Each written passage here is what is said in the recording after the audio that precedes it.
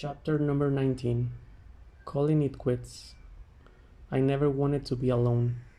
It's almost ironic to say that now because things have changed so much in the 30 plus years since Jamie and I got married. When we were spoke our vows to each other, those tender, simple words, I could never have imagined for one split second that someday everything would unravel, that in a short period of time I would live each day in uncertainty, never knowing if this was the day the man I loved would act like my husband again, and that for the better part of the next 24 years, he wouldn't act like the man I married. Divorce was completely foreign concept to my family. Most of my relatives are still married to their first spouses, including my sister Sandra, who died after almost 4 decades of love and commitment to her husband. My brother-in-law, Reggie. Growing up, I never doubted for an instant that I could marry, live, and die with the man I chose. But at some point, I unchose Jamie Spears. Some people's marriages end suddenly through the death of a spouse. I can even begin to imagine how excruciating that loss must be. Others are ambushed by an unexpected conclusion, by affairs and such. My union with Jamie came apart slowly, in sad little pieces. I'm out on the lawn, trying to throw a football with my strapping athletic son. No matter how hard I try, I can throw that ball properly.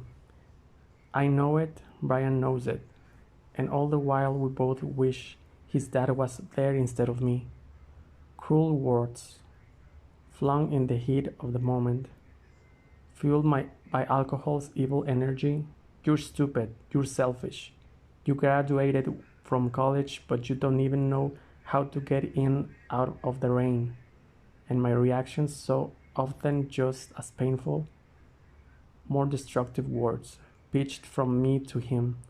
The worst part, knowing my children were hearing every acidic utterance. Our whole family is in the living room, and Brian, Brittany, and Jamie Lynne are on the couch. I am standing, Jamie is on his hands and knees crying, pleading, I love you all so much. He begs, I am never drinking again. 5 years later, when Jamie falls off the wagon again, I can stop the thought that it eats away at me. Why can't he pull it together now? Blame, guilt, shame, so much shame. Following the classic codependent blueprint, I took on the shame that really belonged to Jamie, or rather the drinking.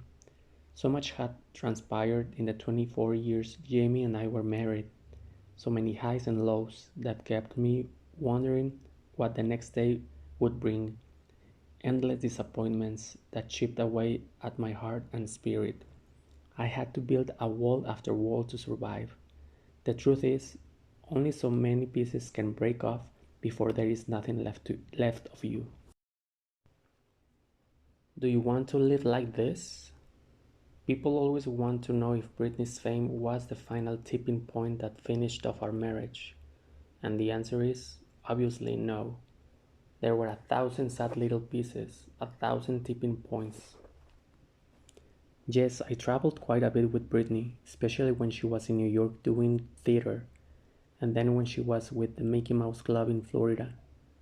But why then we had Jamie Lynn, which kept me at home most of the time. The foundation of our marriage was cracked long before Britney began her career as a singer.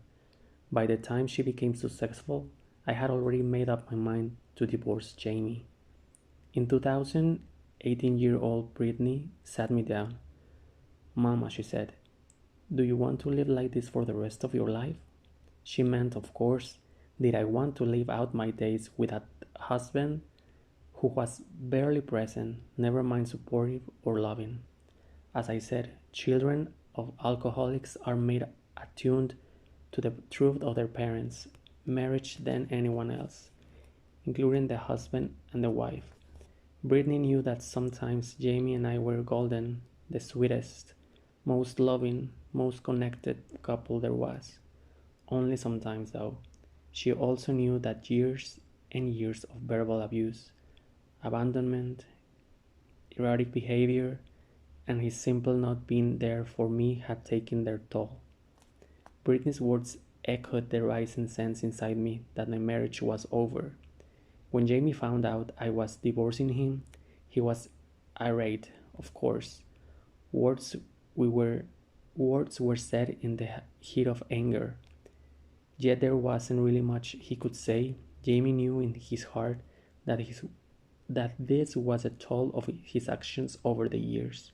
He was angry but not surprised. Filling the empty spaces. I never could have predicted how God would fill up the empty spaces in my life after our divorce. I had always had the strong support of my core group of longtime friends, Jill, Joy, Margaret, and Kelly. They are the kind of friends you call at 3 a.m., as Marilyn Derritt once said, but he also gave me new friends and fresh things to dwell on. Brittany was building me a beautiful new house, and I focused on the plans for that. I had been traveling so much with her, and then when we were home, I would devote myself to Jamie Lynne and whatever softball game, basketball game, or gymnastics tournament she was involved in. You know how, during a complicated emotional time, you can be so preoccupied with all the mess. That's the way I was for years before my divorce. Half my mind was on my kids, and half of it was on Jamie and our marriage. When I finally stopped exerting so much emotional energy into making my marriage work, I threw myself wholeheartedly into my kids. But I also learned to be alone and more than that, to relish being so. In my poetry journal from that time period, I poured out all my feelings about the divorce onto paper. Every time I look at you, I see bittersweet memories of you and me, precious moments that we shared from the start, the sad emptiness that pulled us apart. My heart was broken. I built my wall. I am happy here once and for all. Looking back, I don't even think happy is the right word at all. I could rewrite that now, replacing happy with at peace. The Bible talks about God being a husband to those who have no husband. Some people might say that passage is referring exclusively to widows, and that may be so.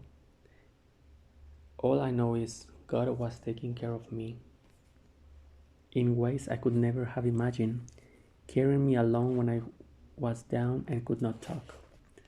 I always feel his protection. Since Britney's first success in 1999, we have had any number of stalkers, deranged individuals who tried to get close to my daughters and me. One time, a stalker was living in a collapsed barn right outside our property. He would cut open tin cans with a knife, and he was just waiting for a chance to spot one of us. This guy thought he was married to Britney, who wasn't even living there. Eventually, a neighbor spotted him, and the county sheriff arrested him. But even when he was behind bars, this stalker still posed a threat. He had told police that he had planted a bomb on our property, and a bomb squad had to come to our place and search every square inch to make sure there was no explosives. Things like that have happened in one way or another for the last 9 years, but I have never really felt afraid. I have two German shepherds who would rip the face off anyone who would try to hurt me, and of course, I have an extraordinary alarm system. And last but not least, I know how to use a gun, and I'm not a bad shot. But my sense of safety goes much deeper than that. Somehow, I feel protected in a divine way that I can't explain. Standing alone.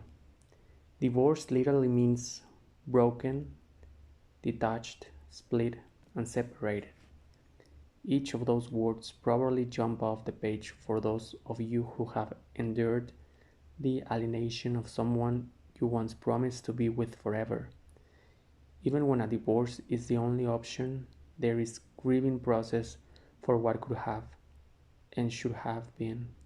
After all Jamie and I had been through, I still mourn our lost love and the rare beautiful times we did have. I had to learn to bring each broken piece of my heart to the only one who could mend them. I'll stand alone. I wrote in my journal during that time. Lord, guide me today. Hold my hand. Help me find the way. People ask me why I haven't gotten remarried. I'm no spring chicken, but after all, I am a healthy woman with good teeth and potentially years of life ahead of me. The truth is, I have not even been on one date since I got divorced. No one has even suggested I go on a date with him, but I don't know what I would do if a man asked me out. Panic, stammer, sometimes I think my rather pathetic lack of a love life is because I am so busy with my children, especially Jamie Lynne, and other times. I wonder if the romantic part of my life is just over. Mainly, I think it's because I am really, truly content to be alone.